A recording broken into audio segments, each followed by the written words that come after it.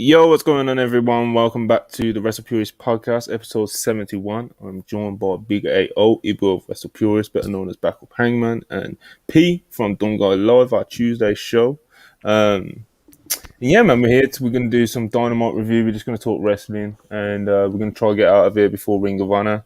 If Ibu waffles and talks too long and it goes past Ring of Honor, I will be just leaving. And just leaving him in the I'm getting out of here. The funny thing is, like, he wouldn't even notice if we just all left, bro. Like, it would just be him just talking about himself, talking to the chat. Yeah, bro, about just complete nonsense about the importance of Dax Harwood's Helllock takeovers. Like, just garbage. Good content, bro. You know. Some good content. See, the thing about lockups is no, they don't do colorable tie-ups like this no more. But yeah, man, we're gonna review Dynamite, and we're just gonna talk general stuff in wrestling because there hasn't really been any like crazy breaking news over the past day or so. So yeah, man, let's get into it. Obviously, first things first, everyone please like and subscribe. Super chat if you're feeling generous, of course, always appreciated. But we've got P, back from. It's been a while since we've had P on the Thursday show. He's obviously a resident of the Tuesday show, the main host over there doing Don't Go Live, the best pure raw podcast in the game. But P, how you doing? I'm doing great. I loved Dynamite last night. It was really good. And I like that I actually, for once, have time and the ability to come on this podcast, which I don't usually because Thursdays are so busy for me. So I'm very glad to be here. A man in high demand, But you make time, you got priorities, reviewing Dynamite, it's good stuff. That's right. Ibu, the man that I worry about talking too much, the world famous Backup Hangman. How you doing today? I'm pretty good. Good. Nothing crazy today. Had a good evening last night. I'm off from work.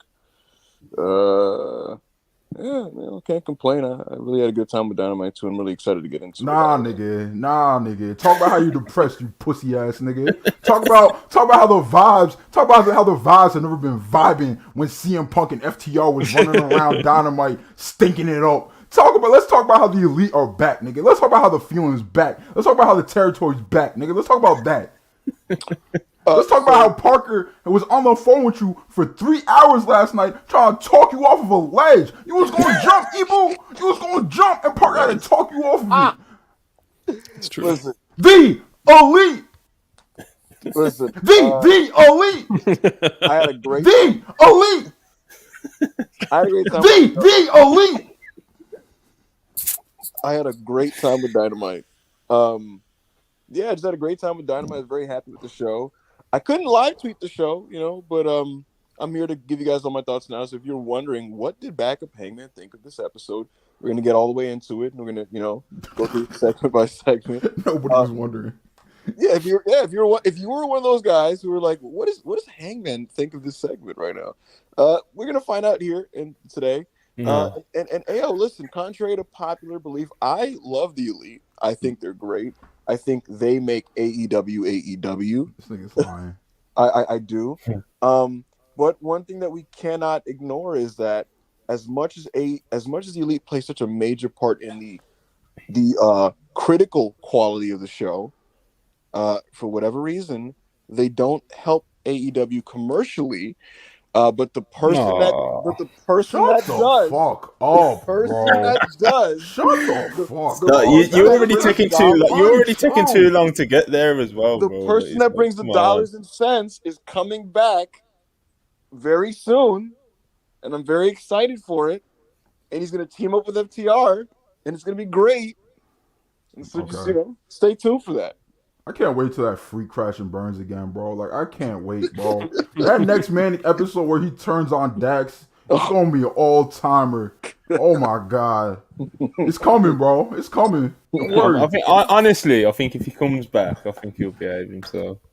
No, you won't. No, I do, man. I do. I think if Punk does come back into the game, there's no way we get another media scrum moment, man. Surely not, surely not, bro. He just fired up, bro. He had a bloody war with Max, Seen his name being slandered in the streets. He had enough, bro. He just He had a meltdown. Anyway, Week. Dynamite, I think everyone enjoyed it. I think it's safe to say that it was a good episode coming from Winnipeg, obviously the hometown of Chris Jericho and Kenny Omega. So there's a lot of heat in the building, especially for the main event. But yeah, it's a good show. I think the big story coming out of it is the big tease of Hangman and the Elite getting back together right at the end of the show. That was kind of like the big talking point coming out of the show. But we're going to go through it from the start. The show opened up with MJF's Rebar Mitzvah, and it involved all four of the so-called pillars of AEW: Sammy Guevara, obviously MJF himself, Darby Allin, and Jungle Boy. That seems a little. That seems a little spiteful. Why?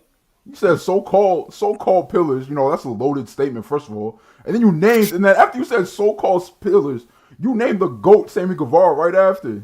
Like you got some kind of agenda you want to put. You have to realize. Hold on, Ayo. First of all, this is my show. This is a Thursday show. This isn't Unpurist. Whoa. Shut the fuck up, bro. No one is here for you. Hey, tomatoes in the chat for backup Hangman. It's just not going to happen. Tomatoes in the chat for backup Everybody Hangman. knows this is Big Backups Day. They're not going to listen to you. They don't listen to you on Thursdays. They listen to me on Thursdays. They listen to you on Fridays.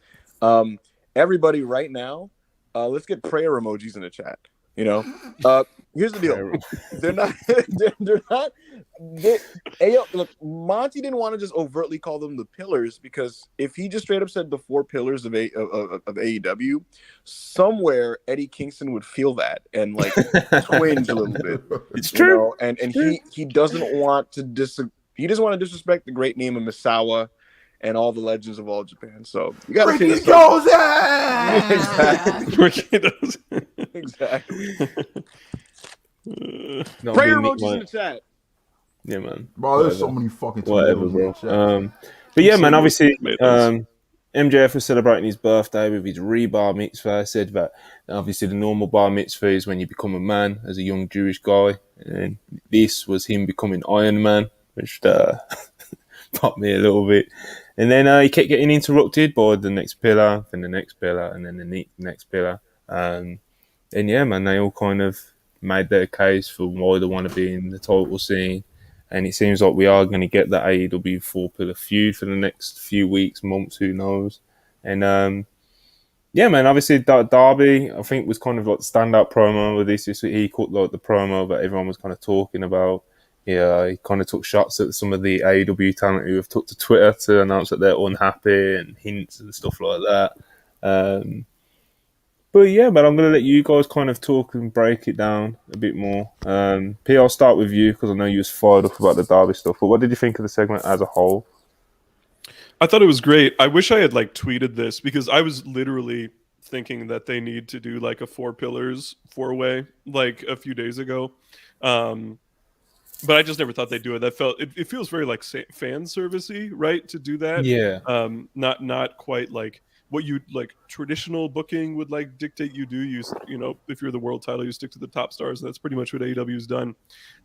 So I was stoked because I love all 4 of these wrestlers. I love all 4 of these competitors.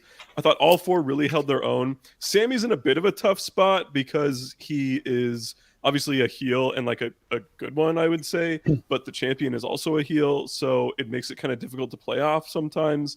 But I thought he did okay for what it was. And then I just thought Darby was awesome in this segment. Like, he showed way more just natural, like actually like human level charisma, as opposed to just being like a really charismatic performer with his makeup and his, you know, his skateboard and his wrestling and all that. So I love this segment. I love that we're going to get this match.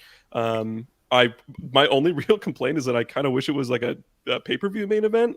And it seems like a long time to wait till Double or Nothing to do that. So it's probably a TV show, but regardless, I love this segment. And I thought Darby was the highlight. Yeah, a lot of talk about Darby coming out of it. Yeah, man, you said he came across the most natural, but like when he talks, he kind of always does, you know, like he even says in the promo, like Darby's just Darby, man. And that's, you know, he felt real when he was cutting the promo. And that's kind of the feeling that you get with most of his stuff, to be honest, even though he does walk around with a skateboard and he's got half his face painted and shit. But it's just how it goes in pro wrestling sometimes. Ibi, what did you think of the segment? Really fun. So lightly put together by Max, and No. It's no, wait, Maybe it was Tony's idea to book with the no, promotion. I don't know. 90.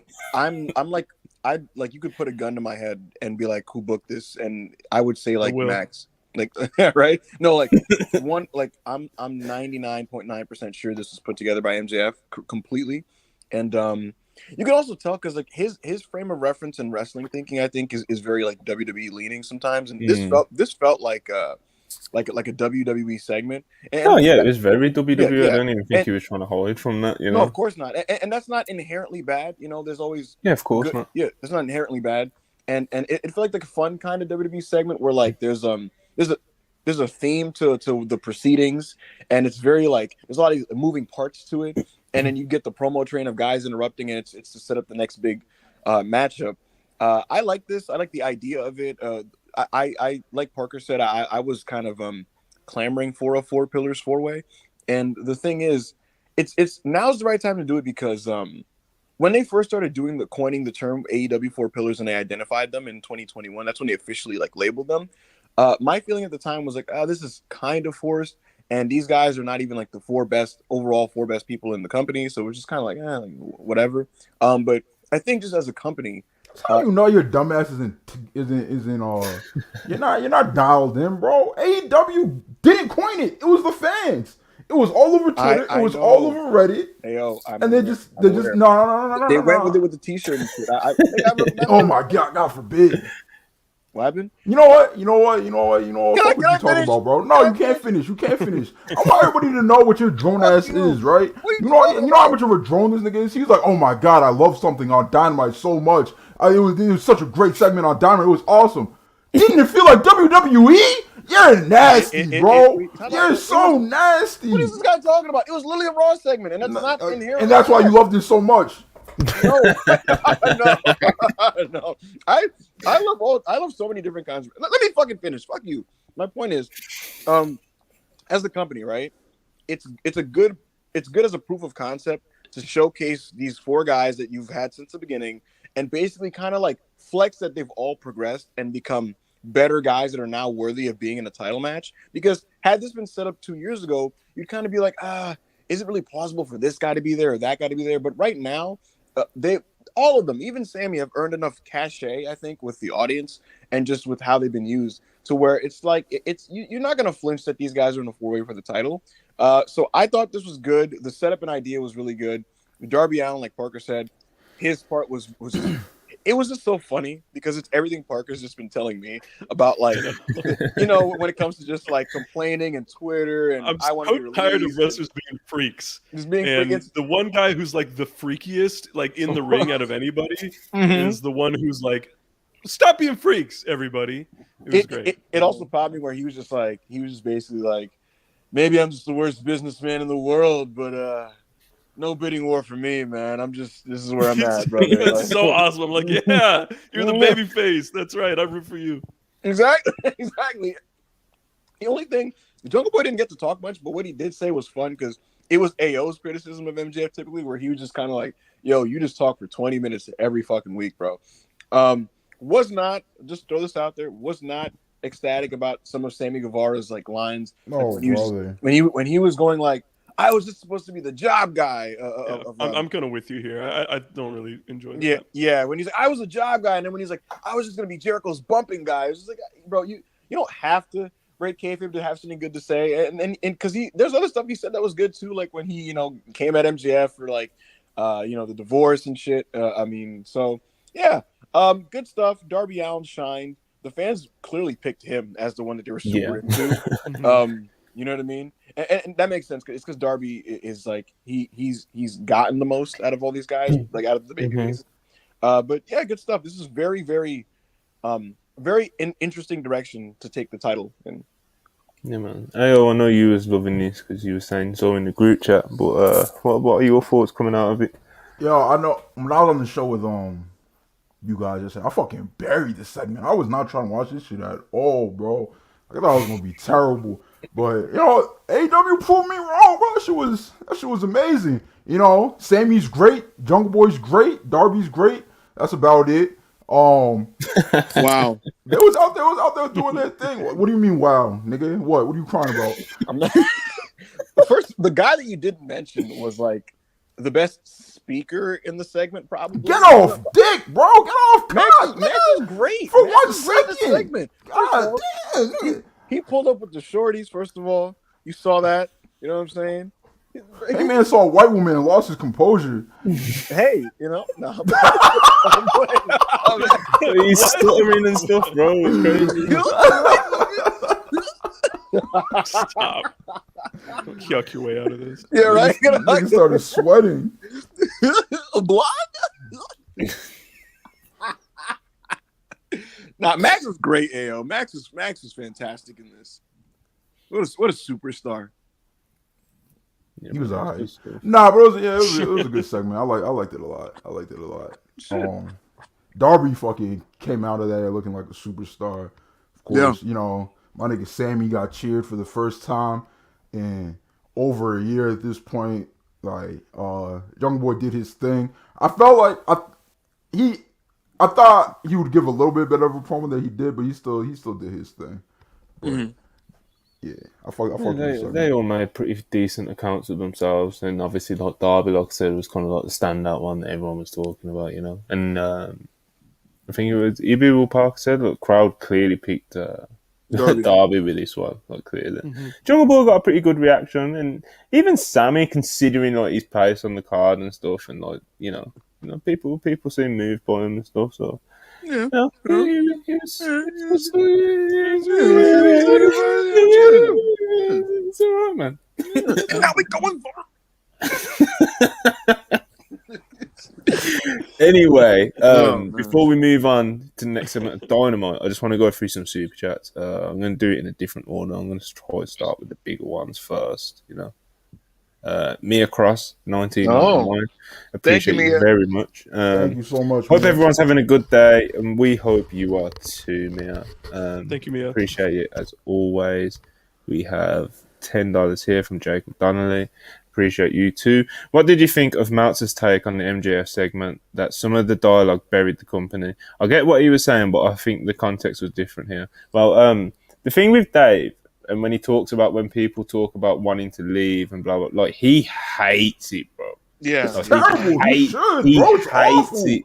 Yeah, but he hates it more than the next man, you know. So like any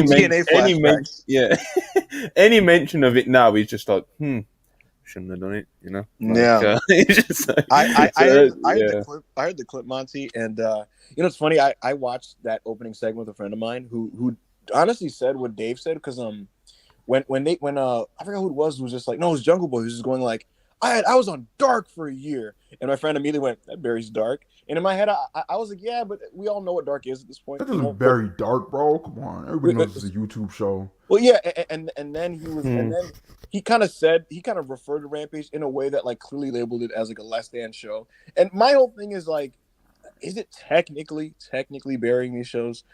Yes. And broadly, I agree with Dave that like you should avoid just generally avoid like too much of the backstage stuff on TV in a way that like frames the company as like you know, like, oh, there's all these guys in the back that want to go, and AEW is so bad. He always says the term second rate. Like when people talk about people wanting to leave, he thinks it makes it look second rate. And I think his criticisms are valid. It's just more so it's like how much does that really bother you when you're watching the it? The thing is, context matters too, you know? though. Like I was gonna say, the context 100%. Matters too, though, because Darby Allin, he framed these things in a way that like labeled it as like, no, I'm proud to be here and I'm happy to be here. And I have no interest in being anywhere else because this is the only place I can be Darby Allin. And that's why I want to represent this company by winning the title. And so, absolutely, like, context matters. 100%. But, yeah, man, like I said, Dave's very, you know, he's very, like, he's standing on that point. He hates all that stuff, man. Oh, wait, so he didn't like when Darby said he was AEW for life? No, it was like people talking about leaving and then also just burying like backstage stuff, like backstage fights and all that type of stuff. He just doesn't like any of that. The people hinting that they'll leave on like the bidding war of 2024 shit, bro. Like it's so fucking bad. It's terrible. It's awful, bro. It's kind of like it was. I don't think MJF realizes that it was good and got a huge reaction. the first time he did it because somebody couldn't believe that, oh my God, like I can't believe this is happening on Dynamite. Someone referenced Nick Khan and Triple H on Dynamite. Like, this is crazy. Like, but bro, you've done it for like how long now? Like, it's almost been a year he's been doing this bidding war. He hasn't said it himself in a minute, I don't think. Maybe he's he said it right after he won the belt. It's so bad, bro. Like it's legitimately terrible television. So like it's not entertaining. It's not good heel work. It just makes me want. It's like, all right, bro. So get up out of here, son. Like get out the ring and let's watch some people actually wrestle instead of the same shit you say every fucking week. But for me, Max finding creative ways to like. You're covering your mic a bit, covering your mic a little bit, even. Sorry, I was gonna say Max finding creative ways to reference Nick Khan specifically just makes me laugh. Like it'll be like jolly old Saint Nick. It's like, what are you fucking? He's MJ. It was funny. It was funny the first time. By the 87th time, we got it. Yeah. Okay, let's keep speeding through these. Bree Woo, 999. Appreciate you very much. Pain. I know, man. You know, we'll get to it, bro. We'll get to it. You know. My world. David, Michael, Harwood, Dax Harwood. $10. Appreciate you very much. How dare we get left off of Dynamite this week after me and my best friend Cash, his amazing promo last week. I blame those Reseda clowns like always. Can't wait to vent my frustrations on Twitter. This is very spiteful stuff, you know. Dax, I understand your frustration. Very FTR free Dynamite last night. I noticed you guys were gone. Trust me. My sympathies are with you. And I think you should absolutely express how you feel about this on Twitter right now. You know the funny thing is? Dax can never say anything on Twitter again. His entire mentions is just going to be the Darby Allin clip. And the tweets are going to do numbers. Bro. Like, Dax already knows people think he's a clown. And I guess he doesn't care. Because, he's terminally online. He reads all his mentions. He searches his name. Like, he knows what people think about him and shit. But, like, he's just gonna get clip after clip after clip after clip. And thank you, Darby. Thank you. For that, you get the Big AO Presidential Medal of Honor, my nigga. Hey, quick question. How do people feel about Dax on Twitter? They hate him. How do people feel about Dax in the arenas? Unfortunately, you know, they tolerate him. See how you had to like. Unfortunately, they tolerate him, but as we know, bro, yeah. the Twitter sentiment always eventually makes its way into the arenas. No, it doesn't. Yeah. Yes, it does. Yes, it does. Twitter hated Sammy Guevara. And he went out there and got huge pops every time he went out there. Huge babyface pops. And now what happened? What changed in his act so much from those huge babyface pops to the huge go away heat that he had? Literally nothing. It was Twitter heat translating to real life. He started getting paired with Ty Conti on TV, and they thought that was the babyface thing to do, forgetting that Cody Rhodes and Brandy got Cody heat. You know, people don't want to see happy relationships on television. Have you noticed this in wrestling? Well, no one wants to see you with your girl and cheer you. Anyway, we're getting all over the place. You know, Griff, 999, appreciate you. The Elite are the greatest storytellers to ever live. Yeah, ever. Shout out to my nigga Monty. Griff. You said that last word wrong. Nope. You said it right. I said I read it like a normal person. Yeah. 55222 $10. Go ahead, Al. I think LA Knight should main event WrestleMania. Has anybody said this? Has anybody thought of this? I agree. Has anybody thought, push LA Knight to the moon? Well, The Miz main evented like a decade ago. We can bring that back with run it back. You know, Humble Wrestling one day is just gonna be like John Cena, LA Knight. Yeah. Humble Wrestling one day, his dumb ass is gonna be like, are we sure that LA Knight hasn't, surpassed John Cena, CM Punk, Ric Flair as the greatest talkers of all time? Yeah.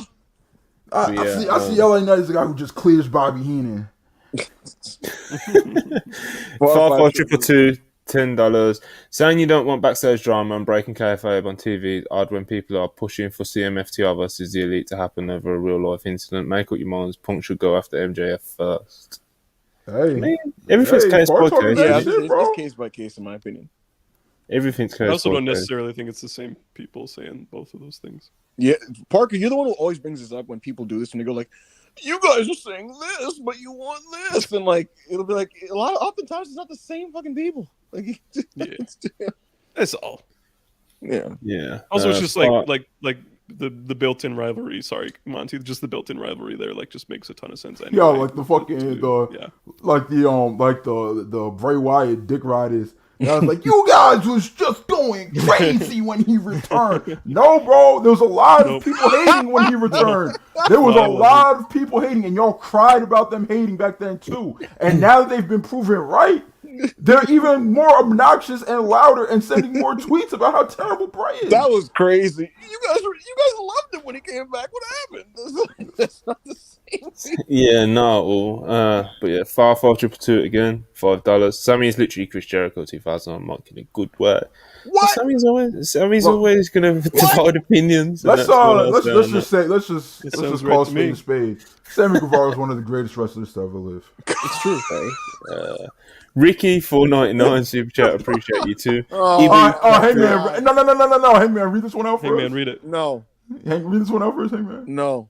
Hurry up, bro. We got a podcast. All right, I'll read it. I'll read it in my Ricky Starks voice. Oh no. Ebu Pappy, you left your blazer in my room last night. Let me know where I could drop it off, Zaddy. Is Ricky, it the super chat didn't say Zaddy, but that's what Ricky was saying in real life. Ricky, so. you might be dealing with a different Ebu. No, because it's not. It's you. I haven't worn a blazer in like 2 months. I'm sorry. My camera's not on, so I gotta tell you. Hit the pose. Hit the pose one more time. Pose again.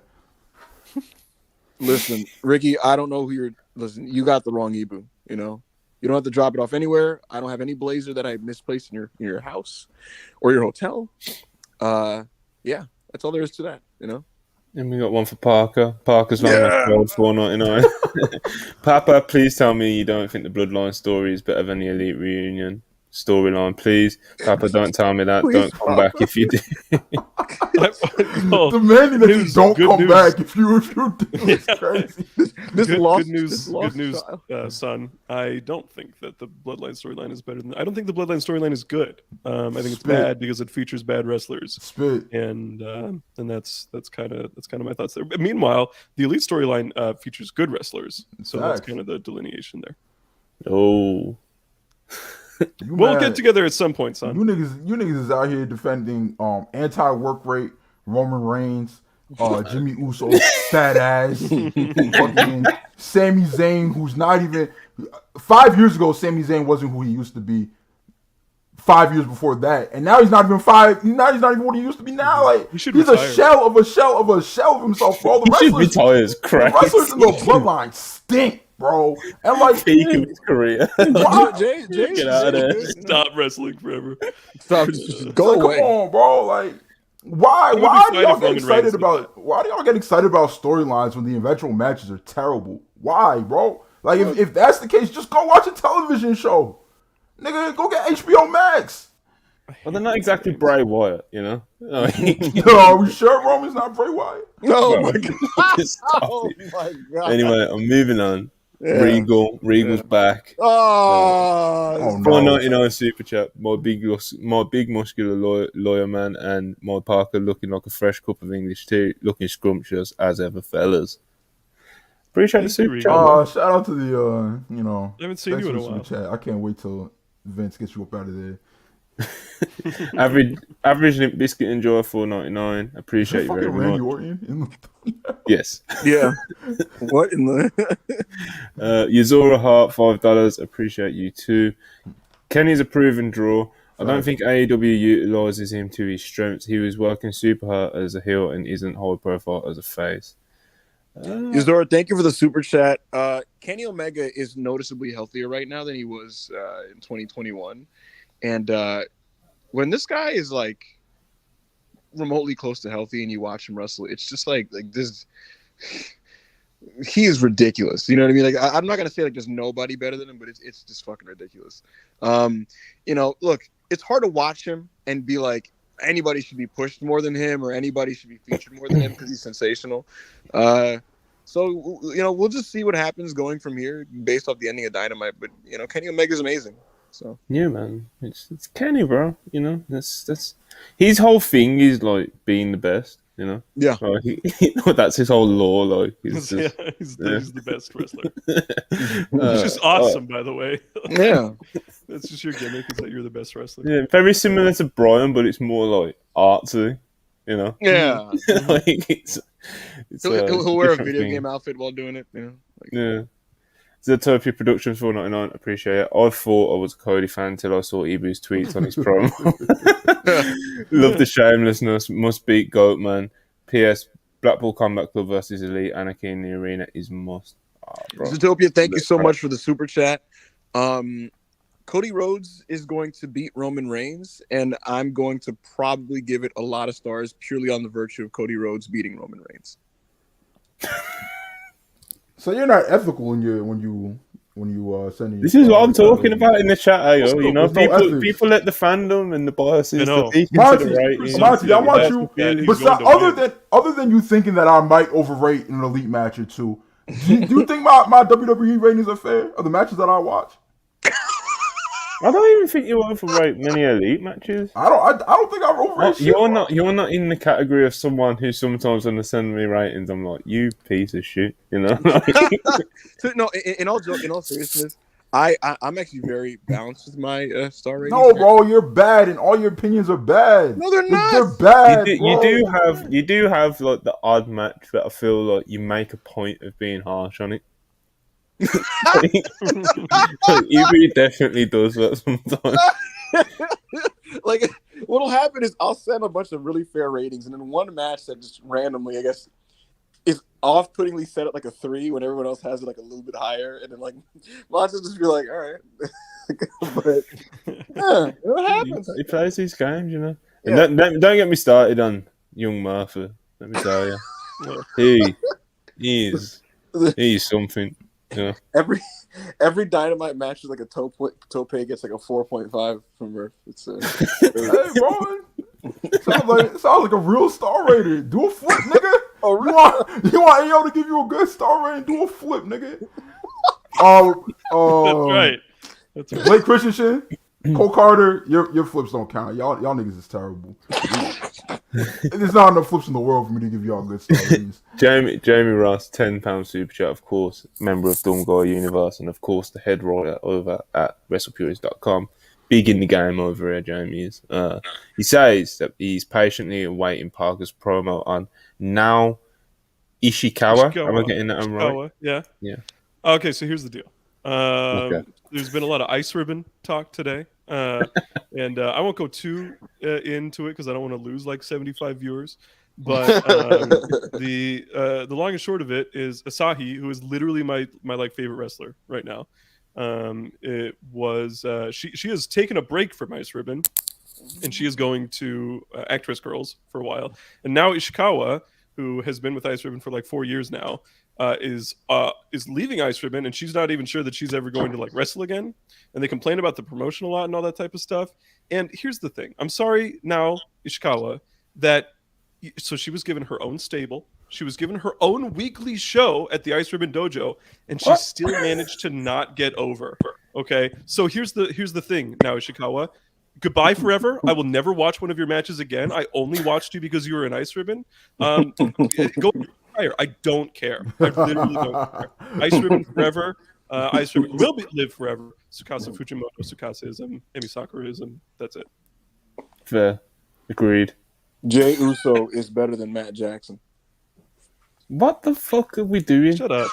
That's not even a take that I'm willing to engage. That's like when you have your badass little 5-year-old cousin like running around and doing bad things. Not because they want to do bad things, because they want attention and they don't care how they get the attention, bro. Look at this shit, bro. And Andrew $4.99, appreciate it. EB, you sound like Cody Rhodes' personal Monica Lewinsky. Not very top G of you.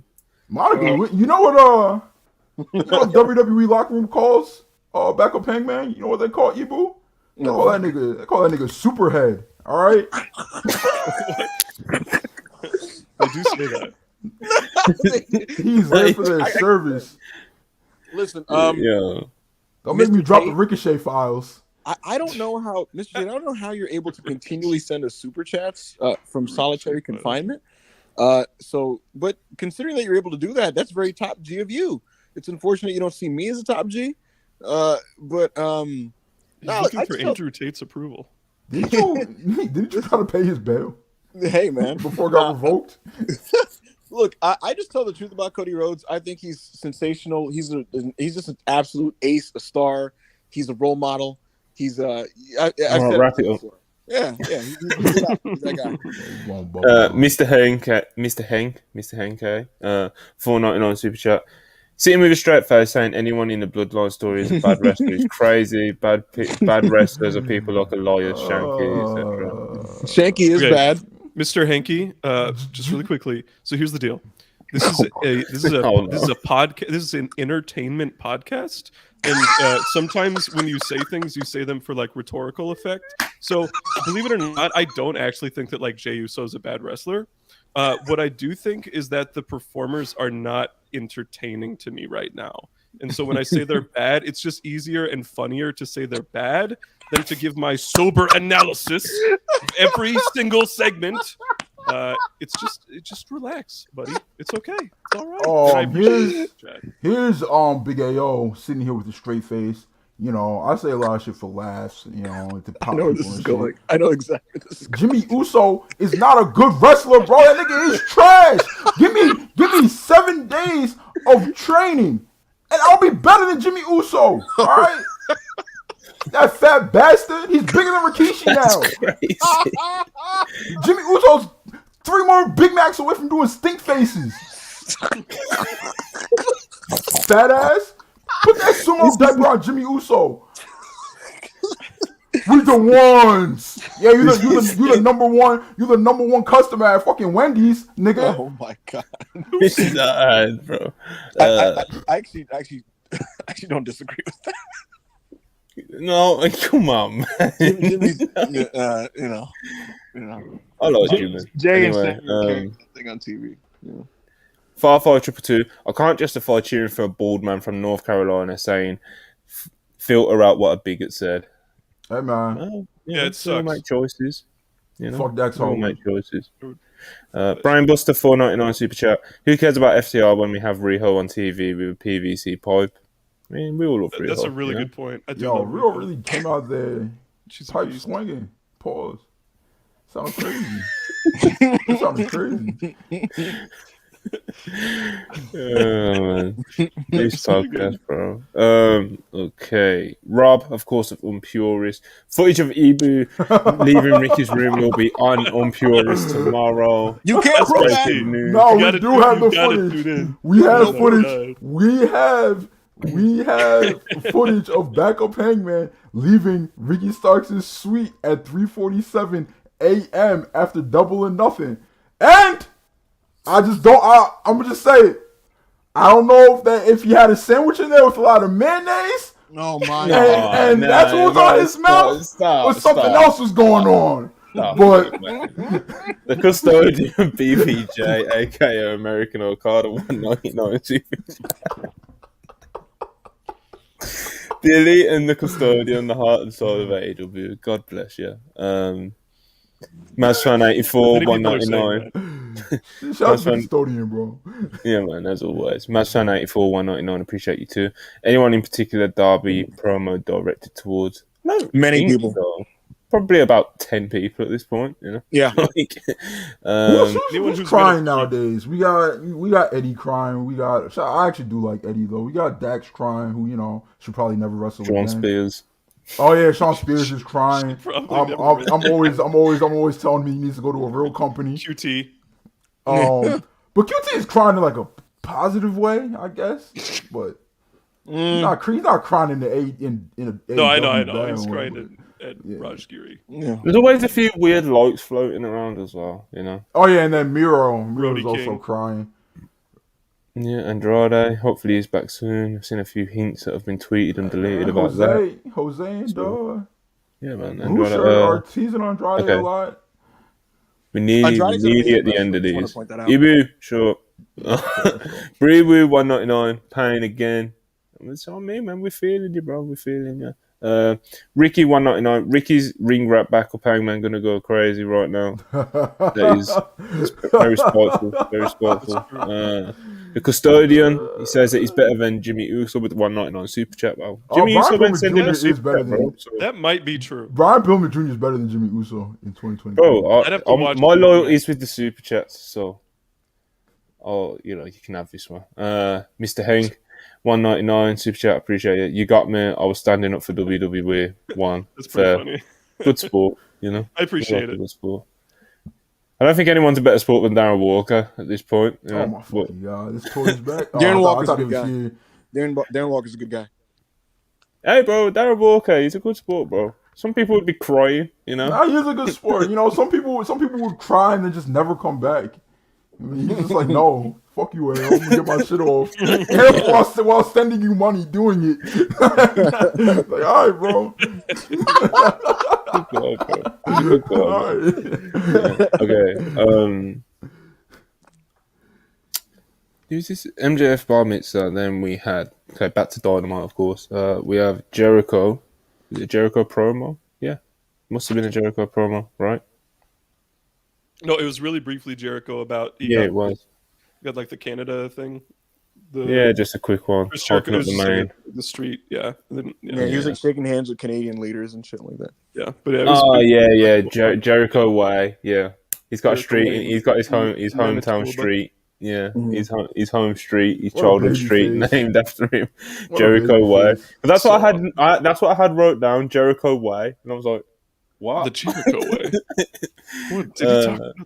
Fucking. But yeah, shout out Chris Jericho. Next up, we had Blackpool Combat Club versus Hangman, Evil Uno, and Stu Grayson. Obviously, Stu Grayson on his AEW Canada deal part. What a This match, is, bro. yeah, man, it's just good shit, bro. Stu, as well as always, he always performs in these spots. Yeah, man, it was good stuff. Heated.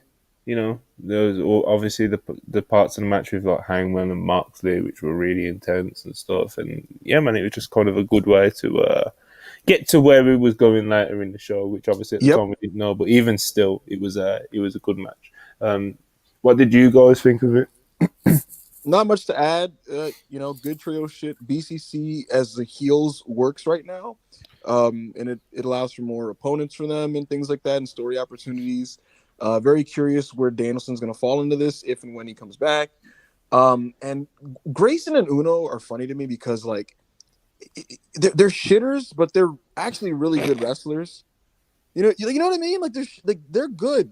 Their matches are good. I don't really agree that Evil Uno is really good, but I think Grayson is. They work well together in tag. Yeah, they're good. They're a good tag team. They're a good tag team. Yeah, they work well together in tag matches. Like I don't watch I'm never like, man, I want to watch a Dark Order tag match right now. But when I watch them, like they're never bad. Like to me, this is good shit. It's good shit. I thought it was great. I love. It's crazy that they were able to like. It shows how popular Hangman Page is that they were able to get John Moxley booed twice in a show, which is pretty remarkable. So that was good. Now, you want to add anything?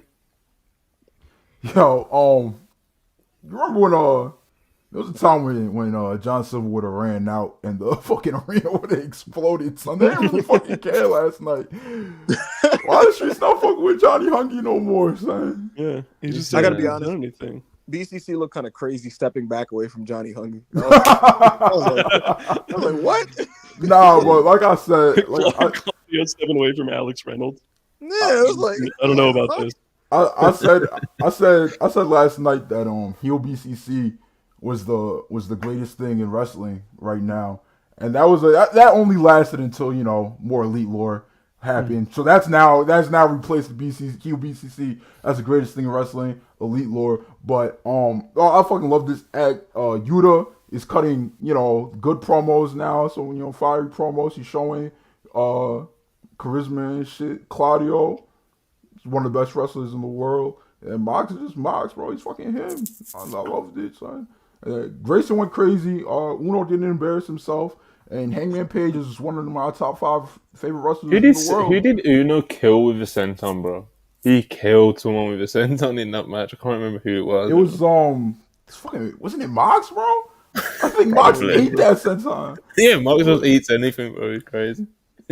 Fucking, which is, but yeah, I've been telling Hangman this for a while, but I'm gonna let the whole West Pillars Galaxy know right now. Change your at name, bro. You do not deserve to have anything to do with the Elite. You do not deserve to have anything to do with Hangman Page. What? You know, he's a great person. He's a good man. He's a family man. He's a father. I agree. Why are you diminishing his brand by putting backup Hangman in your shit? Put backup Dax. Backup Dax. Backup Idi Amin. Backup Margaret Thatcher. All right. Backup George W. Bush. All right. Backup Donald Trump. Anything, bro. You know. Backup Adolf Hitler. Something that really represents you in a more suitable fashion. Hangman Page does represent my brand. I am a Hangman. I am a Hangman fan. He's a good wrestler. He does some good things. You know. He's told me. Ibu has told me things about Hangman in private that I seriously can't repeat on YouTube. Hangman Page is a. It's like what? No, I like. Is he a Motorola? Yeah. Right. I like Hangman. Replacement Ronald. Substitute, bro.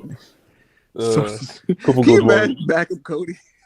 Nah, you couldn't be backup Cody. You'd have to be backup Brandy Rose, or you'd be riding Cody's dick. I don't know about that. Listen, AO, you're gonna be in shambles on April 2nd when Rhodes is holding the championships, and I'll be happy. The thing is, I'm not gonna be in shambles because 1, I hate the Bloodline. 2, I love Cody Rhodes.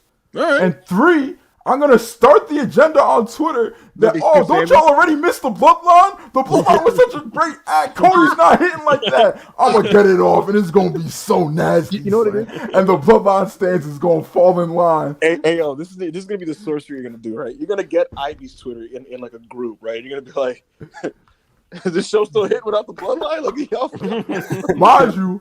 Mind you, Ibis is my man's, bro. Like I speak to Ibis and shit. I'm gonna get him to get that agenda off, son. Like, yo, this Cody championship reign, it's not hitting, bro. Where's Roman?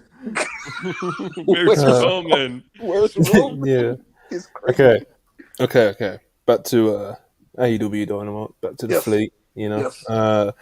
Okay, so next up we had a Juice Robinson promo, quick promo on Ricky. Shout out to Juice. I don't know about all that, but yeah. Moving on. We had Jay Cargill's open challenge, which we knew going into it was going to be against a unnamed Canadian. He ended up being, respectfully, a jobber named Nicole Matthews, who Jade ended up just kind of running through. And then she got on the mic. She kind of bullied Renee around a bit. Said he's at the best Canada's got. And then we get the debut of Taya Valkyrie. Of course, the former, what was her name in WWE now? Frankie Monet. That's the one. But she was very well known before then anyway, so it's not like she's a WWE, talent, She's not one of those. She's definitely not one of those. Yeah, man, she's got a bit of a big name in the game, I guess. Not the worst signing. She got a decent reaction, obviously in Canada as well, which is like, I don't know if it's a hometown, but she's Canadian, and she was coming out representing Canada, as Jade was shitting on them. This is probably better than her just coming out and being the mystery opponent, I think, because then you would have to just beat her immediately. But yeah, man, it got over. I thought it was well done, the way that Jade bullied Renee around and like the setup, the debut. It's just kind of like, where does it go now? And blah blah blah blah. I'll tell you this, Monty. It's better than her being the mystery opponent in the sense that they did, whether you see her this way or not, they presented her like she was somebody who mattered.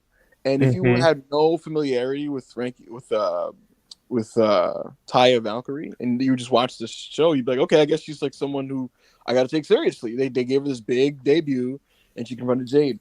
Honestly, the structure and layout of this entire segment / angle was well done. It was very sound. My issue with it, if anything, it has nothing to do with the construction of what happened here. It's just that I'm just not really into Taya Valkyrie as a wrestler in 2022, so it's kind of hard to 2023. 20, yeah, there you go, 2023. It's just kind of hard to care But as an angle, it was well done, and we'll see if she maybe changes my mind. But I don't think so. Well, we'll see. We'll see. Hopefully, all power to her. Parker, are you a Muhammad, Frankie Monet guy? Muhammad said in a live chat, Nicole is a legend, not a jobber, and he told me to check her work in Shimmer. I mean, she could have done anything. She could have been an ex-former WWE Hall of Famer champion, but in this segment in particular, She was a jobber. She was a jobber. Mhm. Literally, like the definition of the word, She got no offense in. Yeah, man. But shout out Nicole Matthews. Whatever her name was. Yeah. My But yeah, carry on, wrestler. Parker. What a fucking legend. Love him. My favorite wrestler. Yeah. I don't know. Frankly, I'm sorry to those who are I don't give a shit about Jade Cargill right now. Yeah. She's been. It's hard I'm to. sorry, It's hard Ayo. to. She's been undefeated for 2 years, and she's been champion of this. She's held this title for like almost 500 days, and it's the same stuff over and over and over again. And she's better than she used to be. Like, she's improved. I really liked the Sky Blue match from earlier this year, but it's still not there's still most wrestlers on the roster I'd rather see than her. So it's whatever. It's almost. I don't care. I'm ready for Willow or Chris Statlander or somebody or Athena to be this champion now. Parker, real quick, do you think you would care at least a little bit more if they inserted Jade into the other women's storyline that's happening now, the Outsiders one versus the homegrown girls, or would it not matter? Yeah, I actually think yes, I do. I think that would be good. I actually think she would probably show up pretty well in a big super structured hardcore setting, which we haven't really seen from her before. I think that'd be really cool. So yeah, I would love that. Mm-hmm. Hey, what did you think of the Taya Valkyrie thing? Them things was fucking thangin', nigga. Oh, fuck's sake. Yo, so it's a family show. I'm gonna just say this. I saw you say that in the chat when I was at work, right? And I didn't look at any videos or anything of the show, so I was just like, "That's crazy." And then I watched Dynamite, and I was just like, "Oh," I was like, "All right." Oh, I don't know, bro. I love Jade. I fucking love Jade Cargill. And I'm not a coomer. There's a lot of that's not a thing, bro. It's never been a thing. There's a lot of sexy wrestlers that I think are dog shit. Layla Gray, for example. But I love Jade Cargill as a performer. I love her presentation. But yeah, she's treading water right now, and it doesn't make for the best of television. They need to tell an actual story with her, which is why, like Monty said, I'm glad that they didn't have Ty just be the mystery opponent. She ran out there. Now, actually, Ty doesn't have to challenge right away, bro. She could have some matches. She could, Jade can interfere with her matches, try to, fuck her over and shit, or try to beat her down afterward. Tell an actual story and shit, until we could get Stat back. I'm just gonna break this. I'm just gonna say it, bro. Chris Statlander was supposed to be AEW Women's Champion. She was supposed to get the belt off of Thunder Rosa. Thunder Rosa said, "No, it doesn't work for me, sister." So then they moved it over to Jade Cargill, and she was going to be the one to break the streak. And then Chris tore her ACL, so that really just fucked everything, bro. Because she's not it wasn't supposed to get to this point. You feel me? And yeah, man. So it's who you got to build up someone. It's not going to be Frankie Monet. Yeah, they need to get moving with it as well. I kind of went on. I think I went on more rant about the whole Jade booking a week or two ago, and pretty much nothing's changed. Even though this segment in itself, I thought, like I said earlier, it was well put together and kind of well done in the way of introducing Taya. But in terms of Jade overall, not great. I hope this doesn't mean John Morrison is coming to AEW.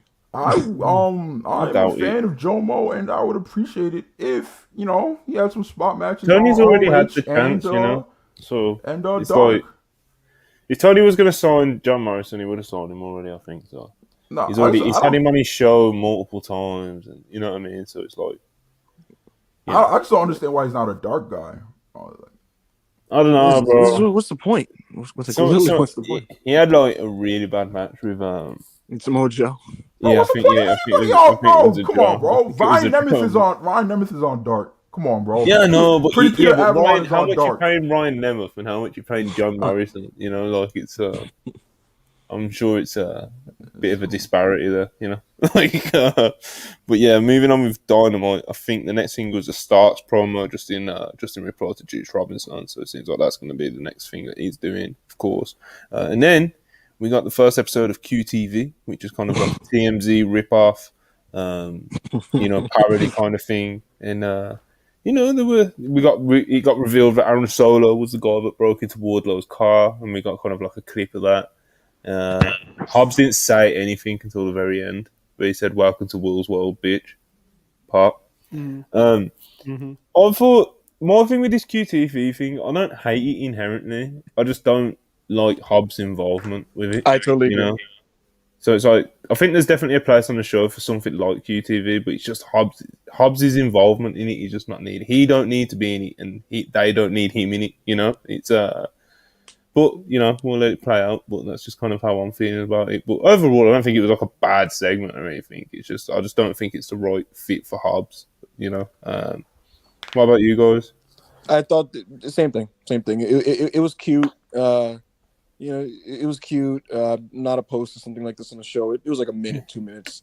I long term, I don't really get this QT Will Hobbs pairing, and I don't know if I'm going to change my opinion on that. But just as an idea, QTV is like fine. It's like it doesn't really matter. Yeah, man. Are you up with it, Parker? Because when segments and stuff like this happens, I never know where you're gonna lie. No, this is great. I loved it. It's like stupid. It's like dumb, stupid fun. But like anything, like Hobbs has a great look, and he's better than he was when he signed. But there's still a little bit of like, I still think there's still a little bit of like, who is this guy, and like what does he have like some personality to him, and so I think this is really good for him. I also just thought the segment was like pretty funny actually. Like a lot of the time when they do comedy stuff, I'm like, that was not funny at all. But Aaron Solo was laughing and spraying himself. Yeah. It's great. And QT is just excellent at things like that. Parker, it was kind of our sense of humor with each other a little bit, because like QT leaned over and he was like, he's like Batista, and they're like all like kind of doing like ironic, stupid laughing, right? Like bad, like intentionally bad punchlines and stuff, and like laughing at it, Ayo, I know you're a big Will Hobbs guy. Where you at with this QTV business, bro? I like the segment a lot. Like, I really like the segment. I don't think it's something that Will Hobbs needs to be doing every week, though.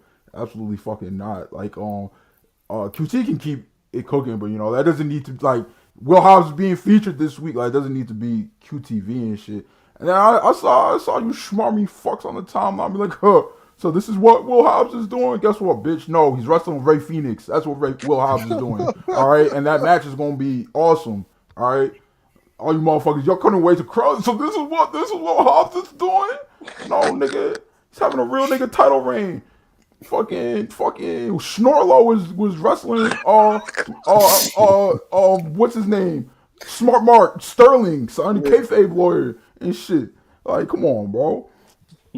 Yeah, man. Our real TNT champion now. AO is gonna get real, just obnoxious on the timeline. That Phoenix match is really good. It's gonna be nasty. It should be, bro. And it's gonna be late too. It's ain't that Saturday at 11:30 p.m.? Oh no. What? Oh, it's not Friday this week. Nah. What's it called? March Madness. It is Friday. I thought it was 11:30 on Friday. Oh, was it 11:30 on Friday? Yeah. On Saturday? All right. I think so. I know that it's at 11:30. I don't know if it's Friday or Saturday. I might be able if anyone wants to double check, but I think it's 11:30 on Friday. If anyone in the live chat can confirm. But yeah, man, I will not be watching that live because it will be starting at like 4:30 in the morning. So I can do a lot, but I don't think I can do those ones, man. I'll have to catch it in the morning. Okay, next up we had the big title match everyone was talking about. A lot of people were rooting for Jeff Jarrett in this one. A lot of people were scared of Jeff Jarrett in this one. He was matched up with Orange Cassidy for the AEW International title. This was the first of its kind with the international title. I didn't know they were actually going to change the belt like they did. Even though the belt looked exactly the same, they did do kind of like a little swap thing. Yeah, man, this was entertaining. It was very. I don't want to just straight up call it TNA because it almost feels lazy at this point with Jeff Jarrett matches because like that's what he's gonna do when he has like these big singles matches. But I thought it was a good time, man, and the crowd like really got into it. They were biting on loads of near falls for Jeff Jarrett. And they came up when Orange Cassidy finally got the win. You know, a lot of stuff going on, a lot of shenanigans and shit, but it was a good time, man. Ayo, what did you think? Double J versus OC. What I'm about to tell you, gentlemen, is an objective statement. Jeff Jarrett, at 55 years old, is a better professional wrestler than Triple H was at 35 years old. And that's just an objective fact, bro. He blows that banana nose freak out the fucking water, bro. Jeff Jarrett is a real wrestler. All you children who cried when Double J got signed because you watched your British YouTube videos that talk about how bad Jarrett is and how he's the worst thing ever, and all these pill fucking losers talking about how bad, like how terrible he was for the business. It's cap, bro. You didn't watch the matches. You would have known Jarrett was this good and this entertaining this whole time, bro. Like, was the booking bad? Like, yeah, Russo was there, but it's like Jeff Jarrett was him in TNA, son, and he's still him at 55 years old. And it was a good match, and I don't know where all the Chicken Little came from that OC was going to drop the title to him. Orange Cassidy is one of the most protected wrestlers in AEW history. Do we watch the same product? Yeah. Like, do we watch the same show, bro? Like, everybody really thought that Jeff Jarrett was gonna win. So, like, especially right now, bro. He's won his like last 18 matches or some shit. He beat Adam Cole clean, bro. Like, what are we talking about? Like, I don't know, son. Like, I think maybe we just need to get help for AEW fans. Like, maybe there's just like a re-education center we could send them to or some shit. Well, you know, they like to worry a lot, and at least when they worry a lot and their worries don't come true, they've got something to be happy about, you know? I thought this match was great. It's good time, man. It really was. It really was. When this, I pop for all the old school shenanigans, and Jarrett. Well, you was a big TNA guy, you know? I was a massive TNA big Dixie Carter fan. Big Dixie Carter fan. This guy puts Orange Cassidy in the sharpshooter in Canada. Orange Cassidy reverses it, and he's selling it all over the top and at me. Like, he's like, no. And he's trying to go for the ropes and shit. You know, Aubrey's running out as the backup ref, telling Jarrett not to use the guitar and shit. It's like all the smoke and mirrors match tropes of old main events from like 20 years ago, like distilled into like one match where Orange Cassidy ultimately overcomes it. And it was a good time. I really like this. Yeah, man, it was good shit, Parker. Yeah, I don't have a whole lot more to add. I thought this was really entertaining. I like Jeff Jarrett in AEW. I think he's really good. I was not one of those people who's like super sold right at the start, but he's been like great. AEW cycles in and out like for every 2 or 3 months they'll have like their designated TV like job group, and it's oftentimes whoever they put against like Orange Cassidy because they love they love getting Orange Cassidy on the show, but it doesn't always make sense for him to be like in a feud with somebody at all times. Mm-hmm. So having this lethal Jarrett, Satnam Singh, Sanjay Dutt group all up against him has been really fun too. So yeah, I thought it was great.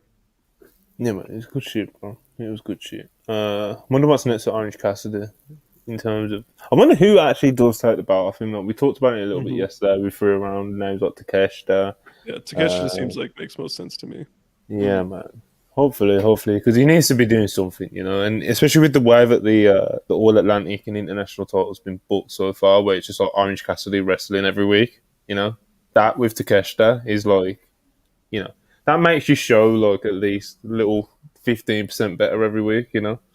So hopefully they get it right with who Orange Cassidy drops it to. Takeshita's obviously just one of many options because that roster is stacked. Next, a couple few things that we can just skip over, really. There was a House of Black promo putting over like the main event and themselves, of course. There was an acclaimed rap, which was an acclaimed rap, you know. Yo, I'm not trying to hear Max Caster rap unless he's trying to be funny. Yeah, he's serious. He's like putting out an actual song. Don't ever do that shit again, bro. Don't ever do crazy that again. That nigga was getting his vanity project Uncrowned. It was like What called are we Uncrowned or doing some here, shit. son? Like, put that shit on your YouTube channel. I never put that on and Yo. I pop for cast rap segments, whether they're pre-taped or live and shit. But don't ever do that serious rapping on Dynamite again, bro. Save it for the internet. Bro, Heard no, it here first. Cancelled. when it passed like 90 seconds, I was like, all right, what Come on, what are we doing here, I was like, bro? what are you doing? I was like, so you just put your songs on.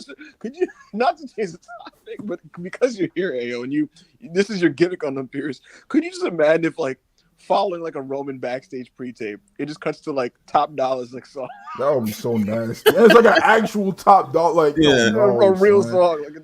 Like, Bad shoot, man. Okay, so next up we had the Outcast promo.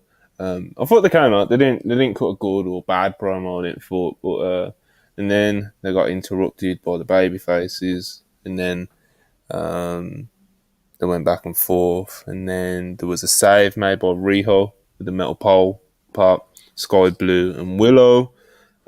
These segments with the Outcast girls, it's like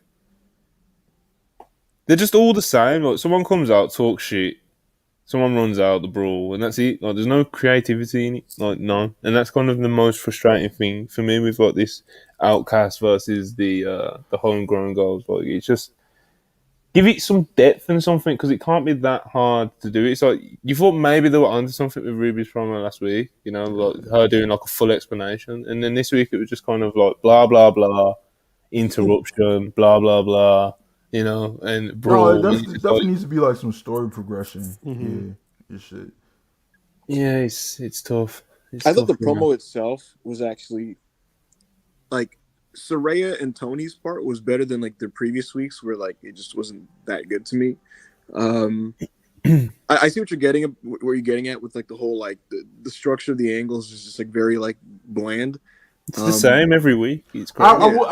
It is the same, but I will say, I like this shit, bro. It's entertaining to me. You know what could make it more interesting if they instead of it just being like them coming out and complaining about the AEW girls every week.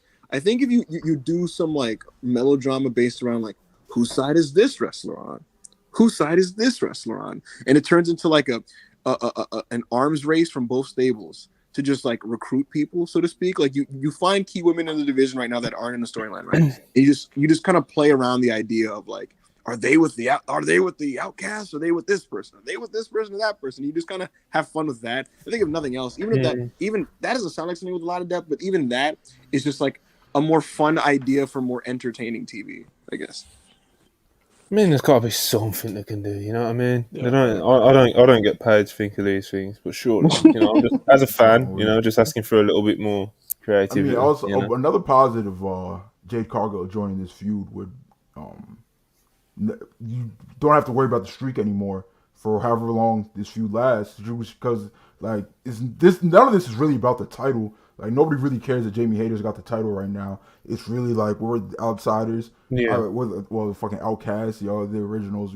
Fuck y'all. We hate y'all on a personal level and shit. So you throw Jade in there, you don't have to worry about this streak. That's more time for someone like Chris Stat to recover, or for like Willow to continue to get built up away from the title scene or something like that. And then not to circle back to earlier in the show and shit, but I don't know. I think it would be a good idea.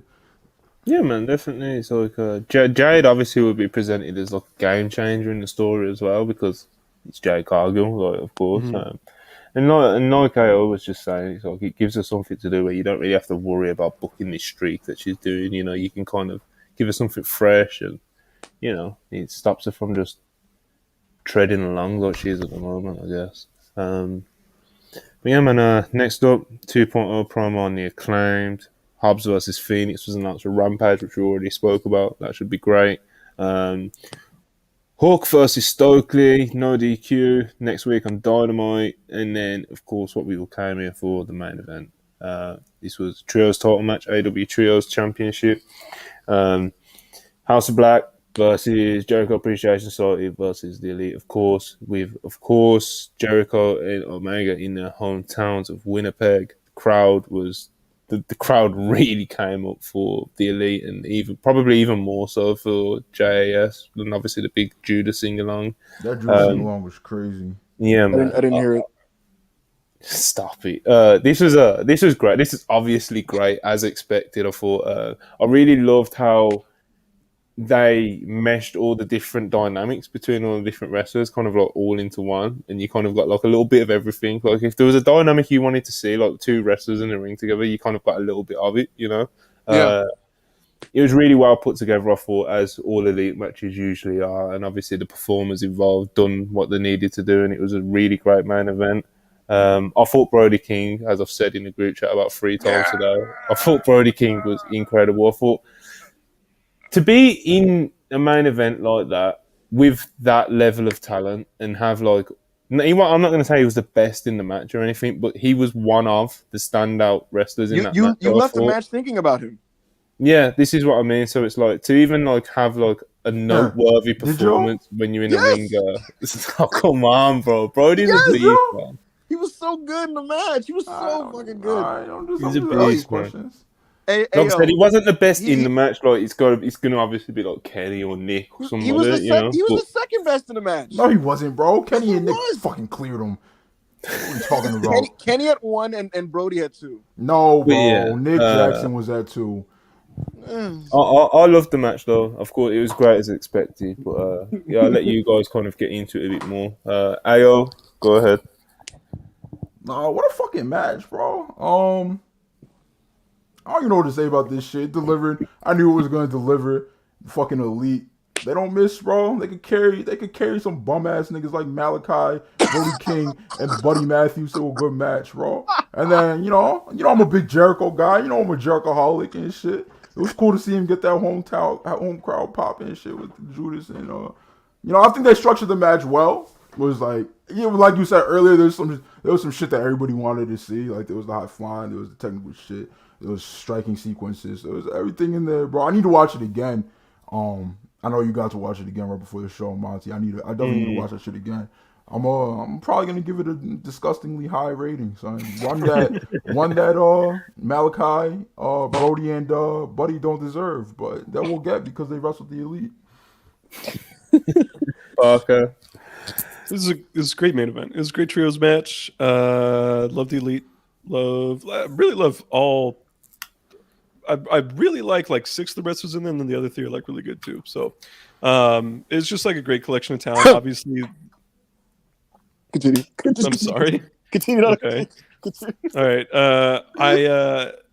I thought obviously the Jericho and Omega interactions with all the history they have, not just the fact that they're in Winnipeg, but they were, those 2 are one of the big reasons why New Japan became so popular and why Forbidden Door ended up being a thing and really why AEW ended up being a thing. And so that was really cool to see. Lots of history there too. Between the 2 teams and those 2 wrestlers specifically. And yeah, Omega's just unbelievable. Like he's just great. It's really kind of unfortunate that we aren't getting more like Omega singles matches. Yeah. And we've gotten like none since he came back. So I'm ready for more of those because his one big singles match since he's come back from injury has been one of the greatest wrestling matches like anyone's ever seen. So it's like you would think that they would maybe do that. I get them being trios champions though, but even though you're trios champions, they can get cooking now. I'll get the trios title stuff, and then they're in win. And then he said Brody King is trios champion. He's got a match on Rampage. Yeah, so I mean, now that they've got this, I get that they wanted to do the JAS and Elite Winnipeg Pop, do all that and do that main event. It's like now. Kenny Omega, let's get cooking, Which I think they will. There was I think there, shout out to Russell Pierce's own Charlie Chuck. She's been laying the lore out for us. Yeah, bro. She's been laying out the lore. Kenny Omega's not happy with what's going on, bro. Don Callis isn't happy with what's going on. We'll get to it, bro. We'll get to it. Even though, real quick thoughts on the main event, just the match. I had such a good time with this. The unique combinations of people interacting was just so cool to me. And I'm not somebody who just fucking creams himself at any athletic multi-person match in 2023. This is like the stuff we see all the time. But just with the guys on the level of the Elite and House of Black and everyone, it's just there's a star quality to it too. You know what I mean? There's that atmosphere that a bunch of stars are popping in to interact with each other. Kenny Omega actively feels like a living, active legend. Now, that's because he is. He's the greatest wrestler of all time. And so it's one of those things where you're just like, and I hate doing this because people are so like, people are like, oh, aren't you just blessed to be in the same era as LeBron James? Shut the fuck up. No, But yes, because he's the greatest basketball player of all time. But continue. but I did feel in the moment I was like, wow, like I'm witnessing Kenny Omega. Awesome match. Everybody was really good, to be honest with you. Brody King was sensational. Garcia bumped like a madman for a lot of these guys. Yeah. Sammy Guevara had some cool moments. I love this. Man, Yeah, it's shout out to friend of the show, Daniel Garcia, bro. He keeps getting put in these big moments, and he keeps proving that he belongs, bro. He's a Fantastic beast, fucking bro. wrestler. He's real, you know. I can't wait. He's definitely got that real wrestler stamp, you know. But after the match, of course, with believe it was Garcia that took the pin, you know, after Dante's Inferno, but the House of Black, of course, they retained on their first defense. But then after the match, it cut to the back, and it's like all the brawling between Dark Order, Hangman, and the Blackpool Combat Club. It's all leaked out into the back. They're still brawling. There must have been brawling the whole show. It leaks out. It leaks out into the arena, into the ring, and Hangman ends up stranded on his own in the middle of the ring, and he's still got all that fight in him, and he's edging. He's trying to convince the Blackpool Combat Club to come out in 3-on-1. They get into the ring, and he looks like Hangman's fucked. Like Blackpool Combat Club are staring him down, licking the lips. I think John Moxley literally licked his lips at one point. And then none other than the Elite jump in the ring, standing tall behind Hangman Adam Page, obviously coming to the defense of him. Hangman doesn't realise they're behind him. So when the Blackpool Combat Club back off and get out of the ring, he looks slightly confused.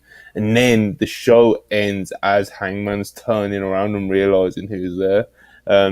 I don't think it was actually intentional to be a cliffhanger like that, but even still, it popped me, you know? The beauty of it is, it works either way. I don't know if it was intentional or if it wasn't, but shit.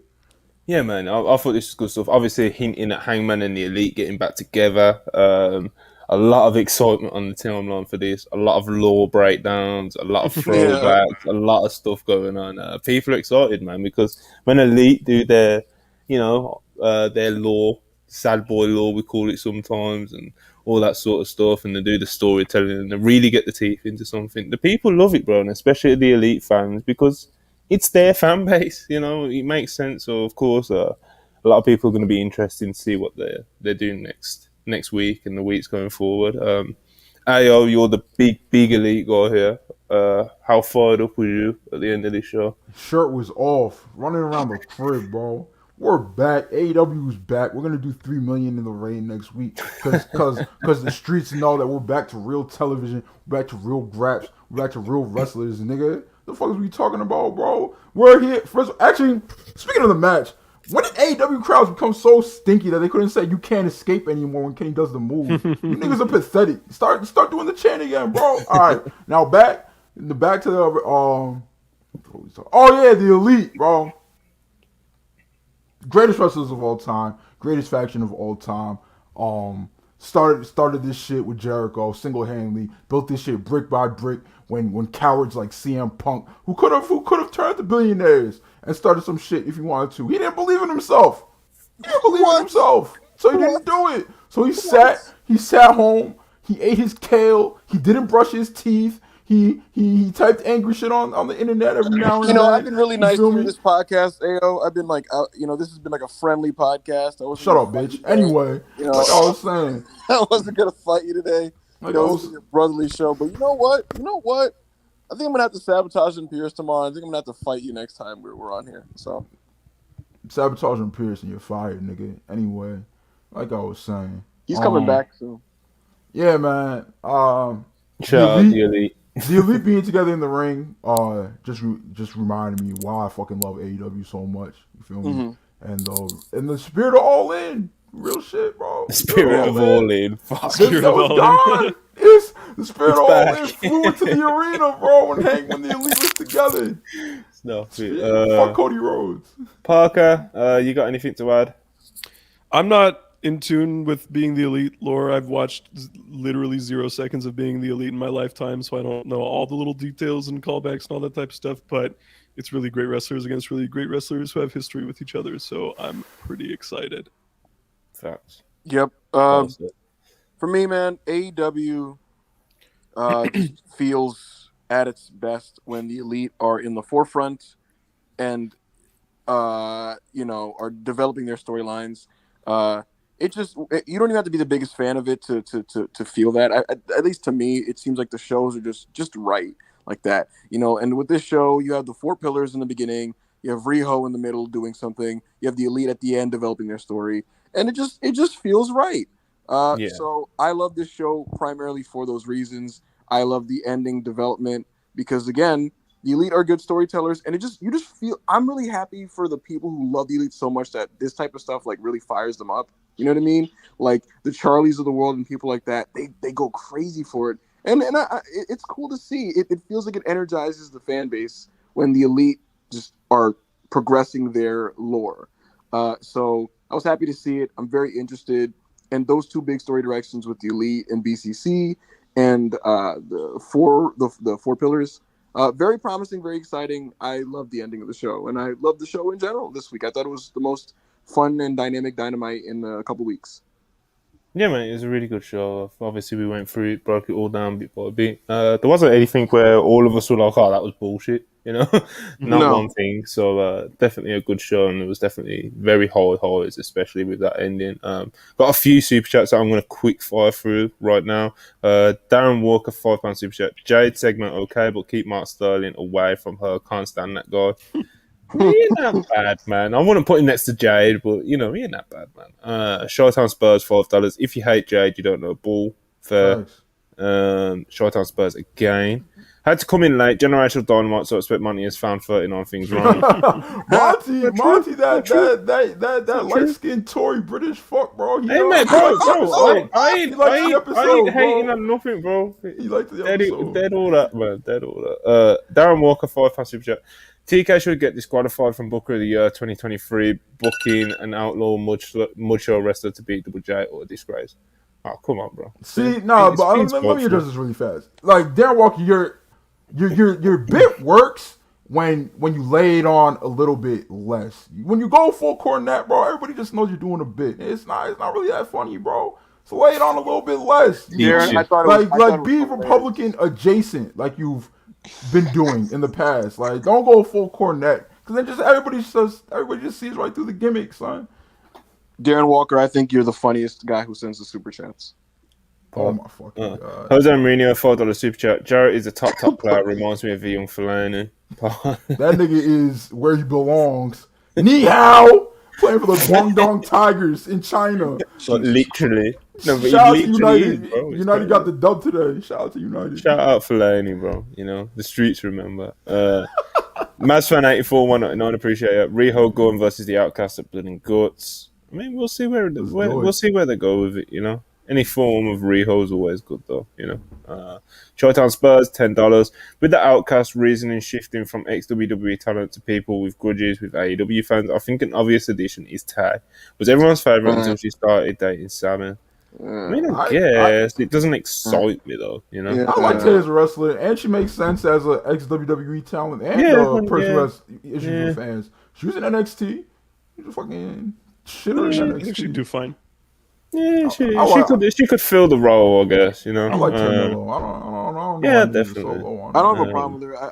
I kind of want like the next people involved to be really impactful, like upper level star-ish people. Yeah, man. Isn't Mass184, 199 super chat. V-Trigger when Brody was on top rope was nasty. Bro, there was loads of great spots in that match, man. Jose Mourinho, $2. Arsenal specialist in failure. That's a fact. Owned. Berkey, $1.99. Appreciate it. Anyone else expecting someone to get misted? No. Are they going away from the mist, bro? When's the last time they've misted anyone? Bro, Tony Khan doesn't. Bro, it's because it's lore. I was gonna say Tony Khan because. Well, go ahead. Tony just doesn't like lore. So.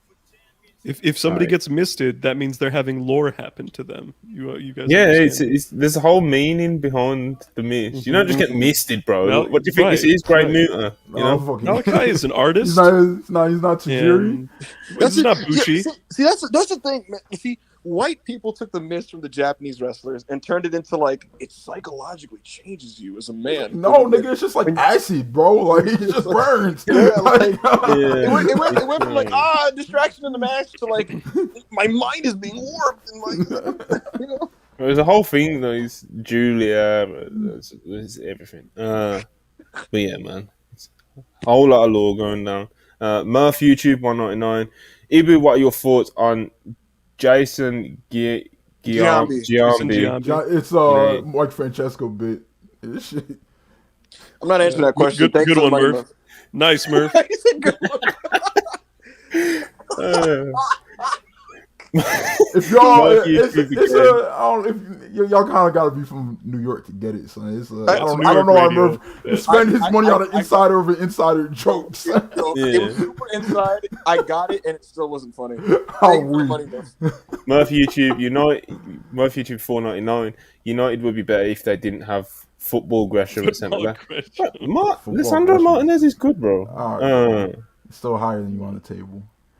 Griff 499, appreciate your favorite part of the Elite Law is the direct parallel to the aftermath stuff from Revolution 2020 tag. Everyone was positioned in the exact same way. True.